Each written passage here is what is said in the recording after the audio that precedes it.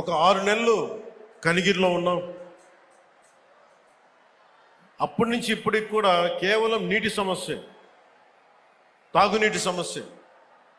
ఆ తాగునీటి ముఖ్యంగా కనిగిరిలో పనిచేసేటప్పుడు 6 నెలల్లో ఎందుకు వెళ్ళిపోవాల్సి వచ్చింది అంటే, మోకాళ్ళు వంగిపోతాయి, వెన్నెముక వంగిపోద్ది, ఈ ఫ్లోరైడ్ సమస్య ఉందని చెప్పి మేము ఇక్కడి నుంచి వెళ్ళిపోవాల్సి వచ్చిన పరిస్థితి.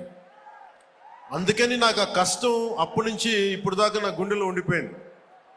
మొట్టమొదటిగా జేజేఎం ఈ మల్టీ విలేజ్ ప్రాజెక్ట్ స్టార్ట్ అవ్వాలి అంటే నా ప్రయారిటీ ముందు మన ప్రకాశం జిల్లాకి కావాలి అని ప్రయారిటీ పెట్టాను.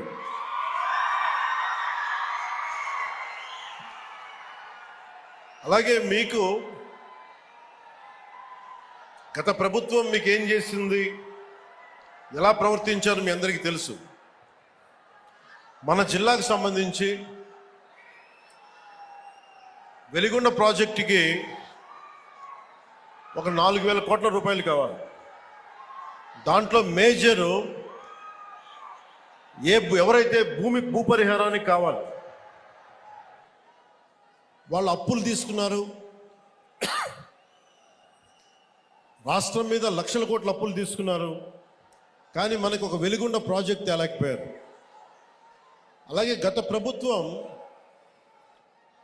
జలజీవన్ మిషన్ అనేది దాహం తీర్చేది, గంగమ్మ తల్లి మనకి దాహం తీర్చేది, మన పంట పొలాలకి జీవం పోసేది, పంట పండించి మన ఒంట్లో సత్తువు నింపేది. అలాంటి గంగా సమానమైన నదీ జలాలు ఉండాలి. జలజీవన్ మనకి జలజేయం అనేది ప్రధానమంత్రి గారు చాలా గుండెల్లోకి ఎత్తుకొని భుజాల మీదకి ఎత్తుకున్న ఈ స్కీమ్ ఇది. అలాంటి స్కీమ్కి ఈ రోజున మాట్లాడితే గత పాలకులు మళ్ళీ రౌడిజం చేయడానికో, గుండాగర్దీ చేయడానికో,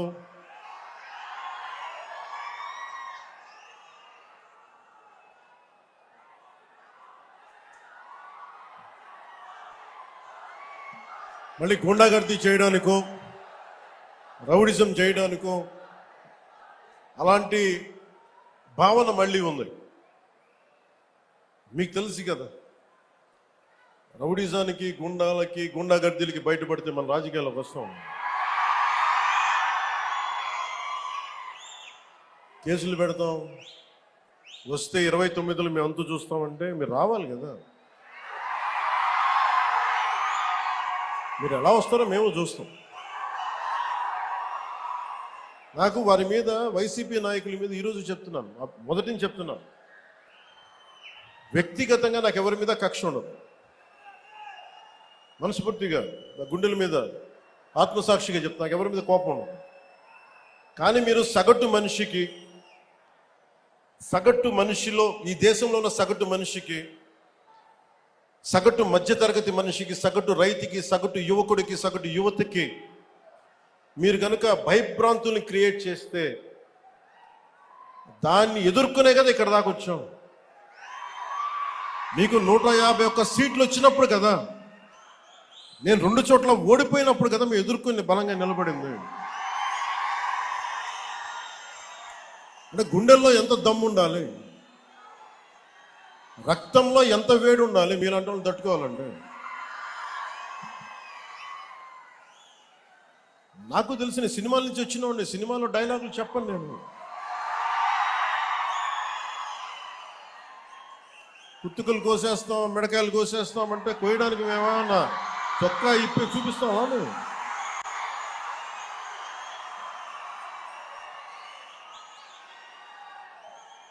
నేను సినిమాలో డైలాగులు చెప్పడానికి కూడా ఇబ్బంది పడతాను. సింహం గడ్డం గీసుకుంది, మేము గడ్డం గీసుకోలేదు. ఈ సరదాగా ఉంటాయి మిమ్మల్ని చీరప్ చేయడానికో, సరదాగా చేయడానికి. నిజంగా గడ్డం గీసుకుంటే దరిద్రంగా ఉంటుంది. చూడండి, ఆలోచించండి. స్నానం చేయకుండా, మట్టి కొట్టుకుంటా, అంటే ఇవన్నీ ఏంటంటే సినిమాల్లో చెప్పిన డైలాగులు. అవి ఎందుకు చెప్తున్నానంటే సందర్భానుసారంగా చెప్తున్నాను. ఖచ్చితంగా మీరు అద్భుతమైన పాలన చేసి కనుక ఉండుంటే మీరు 11 సీట్లకు వచ్చేవాళ్ళు కాదు. మీరు అంటే ఇది రెలవెంట్ కాబట్టి చెప్తున్నా. ఇది కక్ష తీర్చుకునే ప్రభుత్వం కాదు. ఇది తప్పులు చేస్తే శిక్షించే ప్రభుత్వం ఇది. అలాంటిది అంటే ఇది ఎందుకు చెప్తున్నానంటే మీకు వినండి మళ్ళీ అరవండి. మీ ఉత్సాహాన్ని కాదండి, మీరు వినండి. అంటే మీరు అరుపులు అరుచుకుంటూ వెళ్ళిపోతున్నారు, వాళ్ళు ఏమో బెదిరిస్తా ఉన్నారు, కోస్తామంటున్నారు. మళ్ళీ మీ ఎర్ర జెండా శక్తి తెలియదు వాళ్ళకి. మీ గుండెల్లో ఉన్న ఆ వేడి రక్తం గురించి తెలియదు వాళ్ళకి.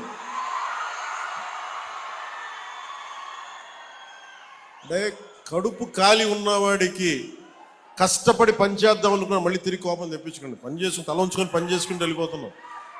నిజంగా 11 సీట్లు ఇచ్చిన ఆ పార్టీగా మేము గౌరవిస్తున్నాం. ఈ ప్రభుత్వం గౌరవ ముఖ్యమంత్రి శ్రీ నారా చంద్రబాబు నాయుడు గారి నాయకత్వంలో ఉన్న ఎన్డీఏ కూటమి నడుపుతున్న ఈ ప్రభుత్వంలో తప్పులుంటే ఖచ్చితంగా చెప్పండి. ఖచ్చితంగా చెప్తే మేము సరిదిద్దుకుంటాం, లేదా వివరణ ఇస్తాం. అంతేగాని మేము కుత్తుకులు కోసేస్తాం, రంపాలు తెస్తాం, రంపాలు పెట్టి కుత్తుకులు కోస్తామంటే మీకు తెలుసు కదా, అలాంటి వాటికి తాటాకి చప్పుళ్ళకి మేము భయపడం. అసలు పవన్ కళ్యాణ్ గారు మీరు అసలు ఎక్కడ ఉంటున్నారు నాకు అర్థం కదా. స్పృహలో ఉంటున్నారా? రాజకీయాల్లో ఉంటున్నారా? అసలు ఆంధ్ర రాష్ట్రంలో ఏం జరుగుతుందో తెలుసా మీకు? అప్పుడప్పుడు నిద్రపోయి టక్కన లేచి ఏదో పిచ్చివాగుడు వాగేసి వెళ్ళిపోతున్నారా? అసలు రాష్ట్రంలో ఏం జరుగుతుంది, ఎవరు ఏం చేస్తున్నారు అనే విషయాలు మీ దృష్టిలో ఉన్నాయా అనేది నాకు అనుమానం. ఎందుకంటే సినిమా డైలాగులు చెప్తే సహించాం. మొన్నటిదాకా నువ్వేం చెప్పావే? సినిమా డైలాగులు కాదు, ఆయన ఎవరో రపాయలు పెట్టుకున్నాట. ఇలాంటి సినిమా డైలాగులు మేము సహించాం. నువ్వు ఎందుకు సహిస్తావు? ఏ సినిమా అది? పుష్ప సినిమా డైలాగ్ నువ్వు సహించవు. పుష్ప సినిమా హీరో నువ్వు సహించవు. ఎందుకంటే సూపర్ హిట్ అయిన సినిమా కదా అది, నీకు ఇష్టం లేదు. అందుకని దానిలో డైలాగ్ నువ్వు సహించవు అన్నట్టుగా అనిపిస్తుంది మాకు. నువ్వేమన్నావే? ఎవడు అమ్మాయికి పాపం తెలియనివాడు ఏదో బోర్డు పెట్టుకున్నాడు. నువ్వేమన్నా? ఉప ముఖ్యమంత్రివి, సినిమా నటుడివి, శాసనసభ్యుడిగా గెలిచిన వాడివి, ఏమన్నావు నువ్వు? తొక్కి నారదీస్తావా? ఇదేలా బాగుందా? బుద్ధి జ్ఞానం ఉందా నీకు? నువ్వైతే తొక్కి నారదీయొచ్చు, ఎవడో అమాయకుడు ఏం మాట్లాడకూడదు. అమాయకుడు మాట్లాడితే అది నువ్వు సహించవు. నువ్వేమో కారు మీద ఎక్కి అపోజిషన్ ఉన్నప్పుడు వీరవిహారం చేయొచ్చు. జగన్మోహన్ రెడ్డి గారు ఊళ్ళో నుంచి బయటికి వెళ్ళడానికి వెళ్ళలేదు. ఏంటి, ఎక్కడున్నావు అసలు, ఏం చేస్తున్నావు నాకు అర్థం కాలే. అసలు కన్సిస్టెంట్గా నువ్వు జరుగుతున్నటువంటి విషయాలు నీకు తెలుసా నేను అడుగుతా ఉన్నా. మీ జిల్లాలో, కాకినాడ జిల్లాలో రైతులు, ధాన్యపు రైతులు డబ్బులు లేక రాక 1000 కోట్లు సుమారుగా రోడ్డు మీద ఎక్కారు. పట్టించుకున్నావా? అది నీకు పట్టదు. నీ స్పెషల్ ఫ్లైట్ దొరికితే చాలు హైదరాబాద్ వెళ్ళిపోతావు, షూటింగ్ చేసుకుంటావు, వచ్చేస్తావు. ఏం జరుగుతుందో రాష్ట్రంలో తెలియదు నీకు. చంద్రబాబు నాయుడు స్క్రిప్ట్ ఇస్తే చదువుతావు, అంతేగా. నేను మాట చెప్తాను, నేను సీరియస్గా చెప్తున్నా. చంద్రబాబు నాయుడు డబ్బులు పంపిస్తుంటే తీసుకోవట్లా నువ్వు? బ్యాగులు లోకేష్ పంపిస్తుంటే నీ ఫీడింగ్ అంతా ఎక్కడి నుంచి వస్తుంది? ఖచ్చితంగా చెప్తాను, కాదని చెప్పమను. గుండె మీద చెయ్యి వేసుకొని, ఓ పవన్ కళ్యాణ్ గారు, నారా చంద్రబాబు నాయుడు నాకు ఫండ్ పంపలేదు పార్టీ నడపడానికి, కారు ఆయిల్ కొట్టడానికి కూడా లోకేష్ డబ్బులేగా నీకు. నీ బిల్డింగ్ కడుతుంది ఎవరు అక్కడ నీ బిల్డింగ్ కడుతుంది ఎవరు చెప్పు. గుండె మీద చేసుకుని చెప్పు. ధైర్యంగా చెప్తున్నావు కదా, నీతి నిజాయితీ అని చెప్తున్నావు కదా. అక్కడ నీ బిల్డింగ్ కడుతుంది ఎవరు చెప్పు. నువ్వు కడుతున్నావా? శుభ్రంగా నీకు కావాల్సిన సదుపాయాలన్నీ ఇస్తున్నారు. చక్కగా హాయిగా స్పెషల్ ఫ్లైట్లో వెళ్తున్నావు, డైలాగ్ రాసిస్తే చదువుతున్నావు తప్ప అసలు నీకు స్పృహ ఉందా అని అడుగుతా ఉన్నా నేను. అదేంటది? ఈ సినిమా అండి అది. హరిహర వీరమల్లు రిలీజ్ అవుతుంటే ఆపేస్తారా? నేను చూపు లేపేవుగా పైకి. అందరూ థియేటర్లు అందరూ కూడా స్ట్రైక్ చేసేస్తున్నారు నా సినిమా ఆపడం కోసం అన్నావుగా. దాని మీద ఎంక్వైరీ అన్నావుగా. ఏమైంది ఎంక్వైరీ చెప్పు. అసలు ఈ సినిమా రిలీజ్ కావట్లేదే, డేటే మార్చేసావే. దీని మీద కోపం వచ్చి నీకు సినిమా ఫీల్డ్లో వ్యతిరేకంగా ఉన్నటువంటి వారి థియేటర్స్ని చెక్ చేసావా? సామాన్యుడికి అందుబాటులో ఉండాలి ధరలు, టిక్కెట్ ధరలు పెరిగిపోతున్నాయి. సంవత్సరానికి గుర్తొచ్చింది, నీ హరిహర వీరమల్లు సినిమా రిలీజ్ అయ్యే సమయానికి నీకు గుర్తొచ్చింది. వెళ్ళావు, చెకింగ్లు చేశావు, ఏం పట్టుకున్నావు చెప్పు, నాకు తెలియగలుగుతా. బెదిరించావు, ఏం పట్టుకున్నా? ఏమైనా క్యాష్ పట్టుకున్నావా? ఎందుకు మాట్లాడలేదు మళ్ళా? అసలు ఈ వీరమల్లు సినిమా ఎందుకు పోస్ట్పోన్ అయింది చెప్పు. ఊరికినే ఆవేశంగా ఏదో రాసి ఇచ్చింది చదవటం, అసలు ఆంధ్ర రాష్ట్రంలో ఏం జరుగుతుందో తెలియకోకుండా ఉంటాం. అక్కడ దాకా ఎందుకండి? నీ శాఖగా అదేంటది, పనికి ఆహార పథకం. ఇంతవరకు నాకు తెలిసి పనికి ఆహార పథకంలో ఇన్ని రోజులు బాకీ తీర్చుకోకుండా ఎప్పుడైనా రాష్ట్ర ప్రభుత్వం ఉందా? దీని ఒకదానికి సమాధానం చెప్పు. నీ శాఖే, లోకేష్ శాఖ ఎవరో కాదు, నీ శాఖే.